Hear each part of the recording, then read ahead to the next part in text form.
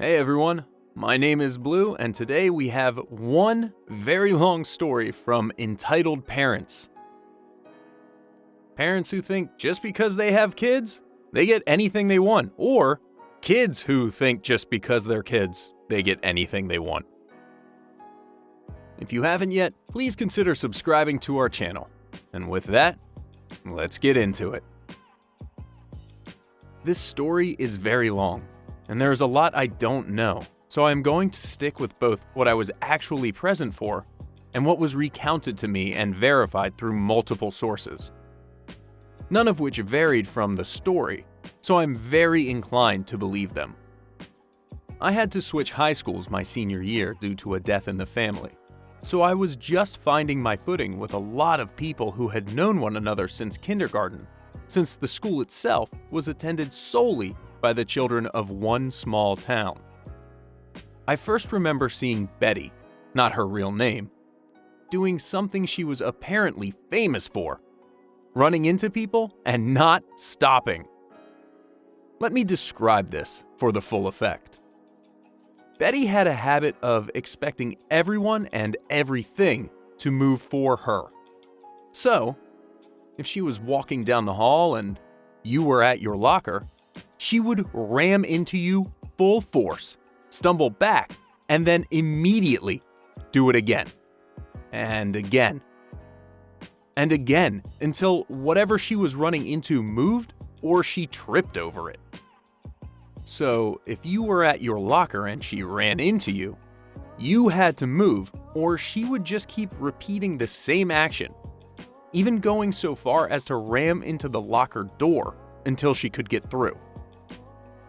She even went so far as to step on you if you fell to the floor during this. She never apologized. And honestly, I wasn't at all shocked because her expression never changed. And it really looked like someone just left a game running with a drifting controller, and the character was just wandering in that direction. Nothing anyone said or did during these moments ever registered on her face or her eyes, or even her life, because if you confronted her about it, she would look at you like you were crazy and act like it never happened. No one thought this was even a lie, because it was clear she genuinely believed nothing happened. I learned from the rest of the school over time that she had always been like this. And if anything, she was worse when she was younger. The other students knew she was not very smart and should by rights have failed every single class she had ever been in. But her mother was head of the PTA since her oldest daughter was born, so she was just moved along every year.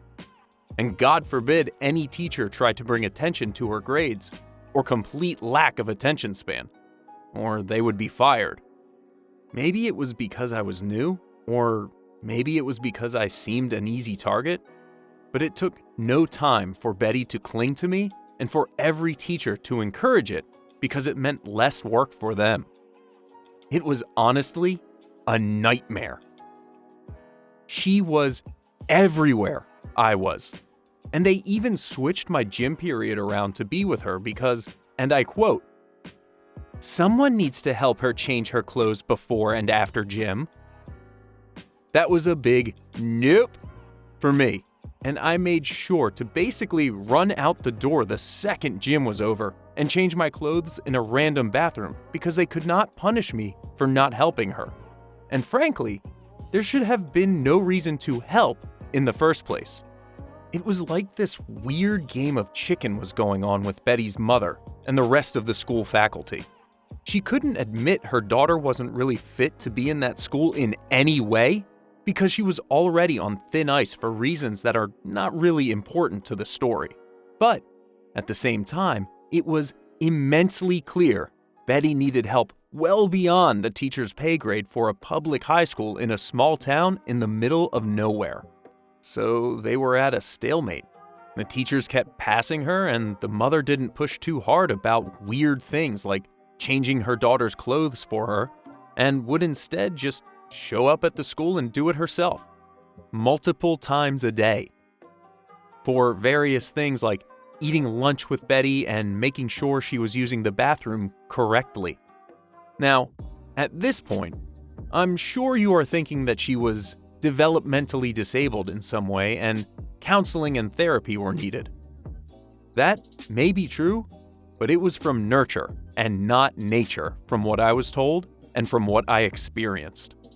I was informed that Betty actually had 2 older siblings, both about 10 years older, who were basically angels on earth.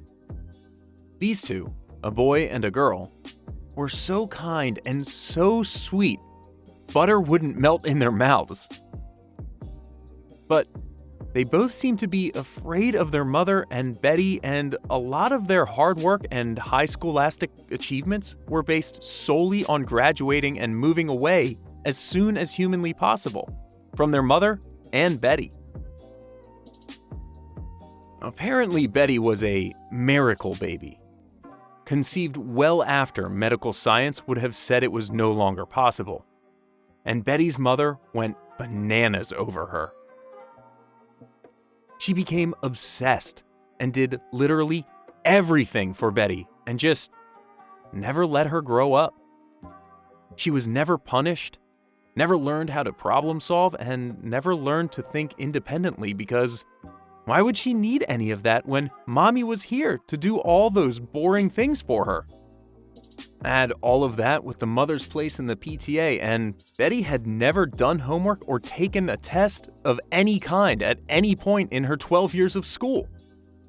Her mother had done all of it.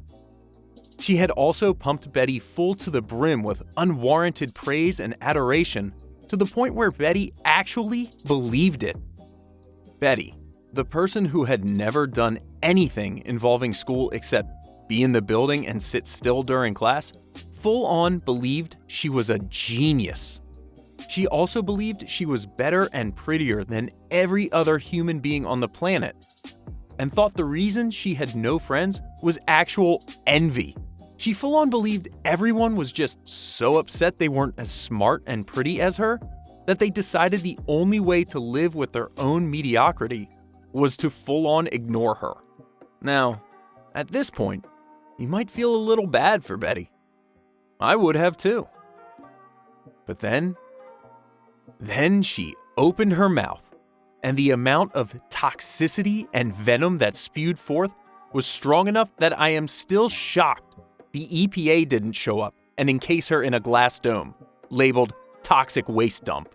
She was transphobic, racist, anti-Semitic, sexist, and homophobic, as well as arrogant, self-centered, apathetic, and cruel to animals. But that is all just setup for the thing that finally broke Betty's mother and yeeted Betty out of the school forever: the senior play. Now, the senior play was a big deal at this school. Only seniors could be in it, and everyone else was stagehands and lighting. Betty not only wanted to be in it, she wanted to be the star. Here's the thing, though. Betty could not act, could not take any sort of direction, and was functionally illiterate thanks to her mother never letting anyone teach her to read. Betty's mother decided that, because of this, she was going to basically co-direct the play, and by that I mean stand next to Betty and repeat all her lines to her over and over again while moving her around the stage physically.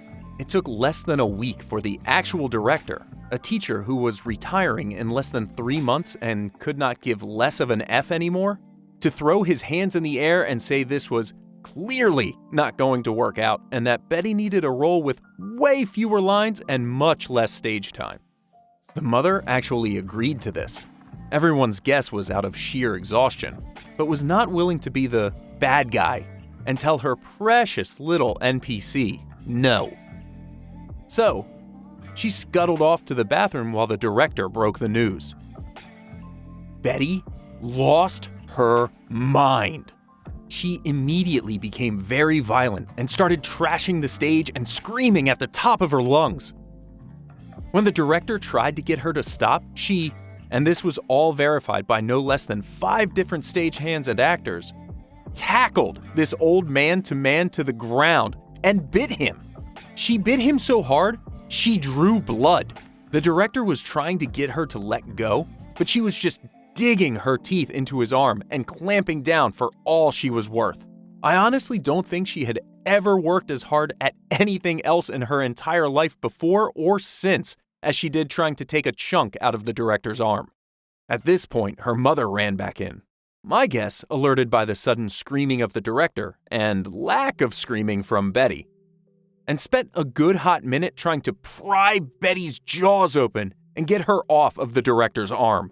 She was dragged away by her mother. The director was in a sling with bandages all over his arm for a while, and no one saw Betty again. Word got out that Betty's mother tried to play the whole thing off as it somehow being the director's fault for upsetting Betty and getting in her way by trying to stop her from destroying everything on stage that the students had worked so hard on. This was different though. This was assault, and Betty was already 18, so mommy couldn't save her this time.